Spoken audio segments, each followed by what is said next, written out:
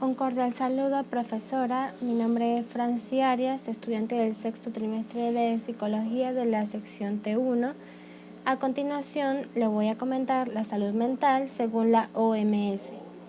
La Organización Mundial de la Salud dice que es un estado de completo bienestar físico, mental y social, y no solamente la ausencia de acciones o enfermedades. La salud mental es un estado de bienestar en el que la persona realiza sus capacidades y es capaz de hacer frente al estrés normal de la vida, de trabajar de forma productiva y de contribuir con su comunidad. En ese sentido positivo, la salud mental es el fundamento del bienestar individual y del funcionamiento eficaz de la comunidad. Ahora, desde mi punto de vista, el concepto de la palabra normal se utiliza con mucha continuidad y de manera bastante indiscriminada, debo añadir, en nuestra sociedad. En multitud de ocasiones escuchamos que ciertas cosas o comportamientos son o no son normales. Ahora bien, cuando intentamos definir la palabra o definir el ideal de normalidad, el asunto se complica, porque es difícil delimitar qué es normal y qué es patológico, extraño o raro. En la mayoría de las veces el concepto de normalidad es bastante equivocado, puesto que en la actualidad, en nuestra sociedad, lo que nos parece extraño, raro o distinto es lo que consideramos anormal.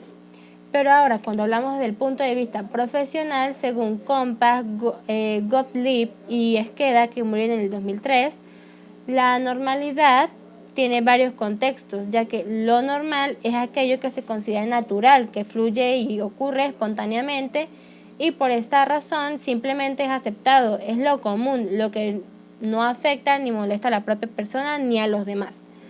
Por esta razón, nadie parece preocuparse ni inquietarse por eso llamado normalidad, tanto así que la normalidad se juzga a partir de lo anormal o, en otras palabras, de lo patológico. Esto ocurre en muchos planos, pero más en el nivel psicológico.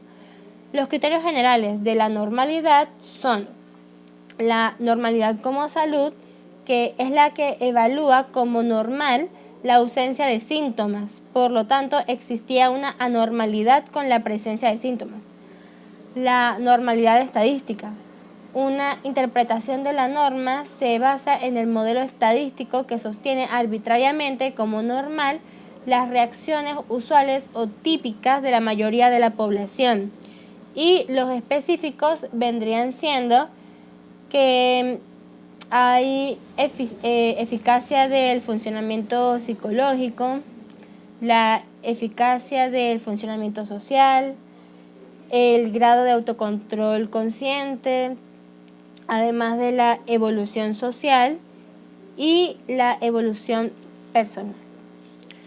Además, ¿cómo podemos saber si una persona es diferente en cualquier aspecto?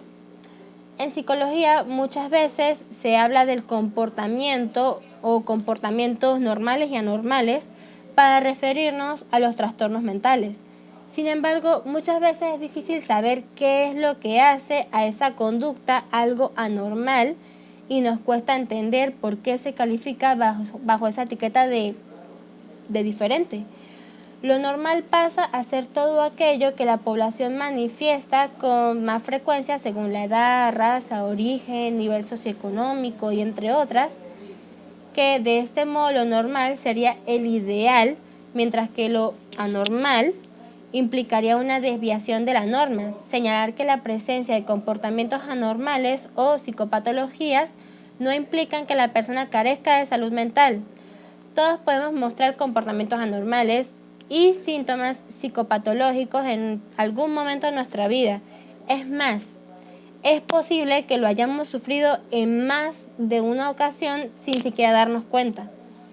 Ya cuando hablamos de los manuales DSM-5 y el CIE-10, el DSM-5 dice que es la quinta edición del Manual de Diagnóstico y Estadístico de los Trastornos Mentales. Es uno de los manuales y sistemas clasificatorios de los trastornos o alteraciones psíquicas más conocidos y relevantes. Esta edición fue publicada en el 2013 por la American Psychiatric Association, que mediante el consenso de expertos y la realización de múltiples investigaciones. Ahora, pasando a hablar de la CIE-10, en este caso las siglas hacen referencia a la 10ª edición de que vendría siendo la Clasificación Internacional de las Enfermedades. Se trata de otro de los grandes manuales y sistemas clasificatorios que existen. Si bien esta vez no analiza únicamente los trastornos mentales, sino que también el conjunto de todas las enfermedades, trastornos y alteraciones que puedan existir. En ella los trastornos mentales únicamente ocupan un capítulo del 5º o F. Estas fueron publicadas en 1992 por la Organización Mundial de la Salud, aunque en el 2018 se publicó la siguiente edición, que es la CIE-11. Aunque lo cierto es que aún al día de hoy sigue siendo más utilizada y se encuentra más extendida la versión CIE-10, o sea, CIE-10, e incluso la anterior a esta, que sería la CIE-9. Si bien la DSM-5 y CIE-10 tienen múltiples semejanzas e incluyen en su interior problemáticas psíquicas y psiquiátricas muy parecidas entre sí, lo cierto es que se trata de dos manuales de referencia distintos y con varias diferencias a tener en cuenta. Pues, ¿cuáles serían?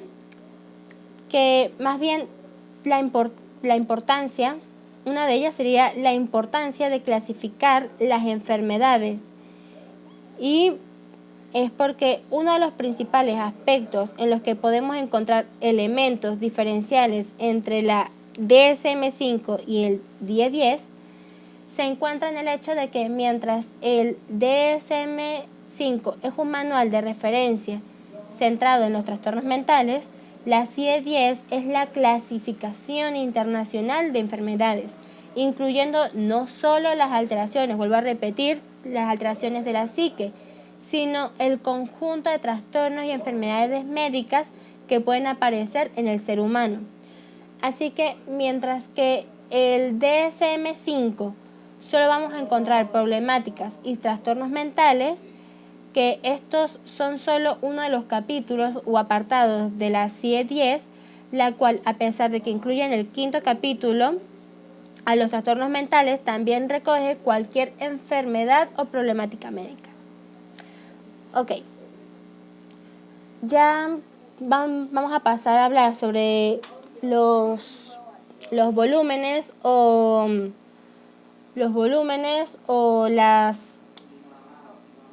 las versiones del manual de la CIE-10.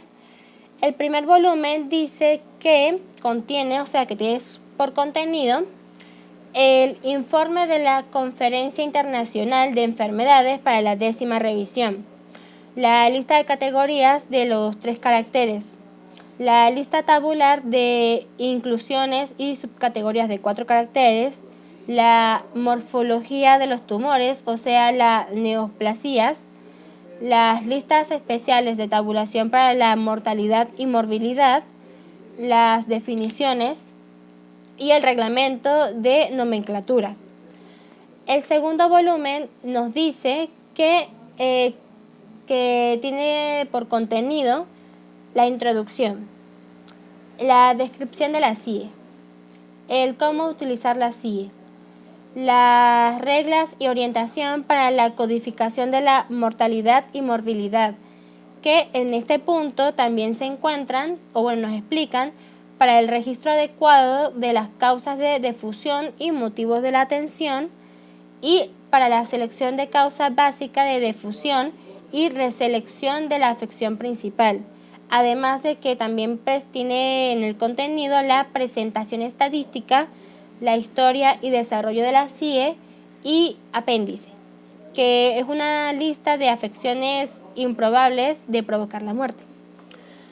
Y en el tercer y último volumen nos dice que tiene por contenido la descripción, estructura y forma de manejo del índice de enfermedades y naturaleza de la lesión para localizar los códigos, el índice alfabético de enfermedades de naturaleza de la lesión, el índice de causas externas de la lesión y la tabla de medicamentos y productos químicos.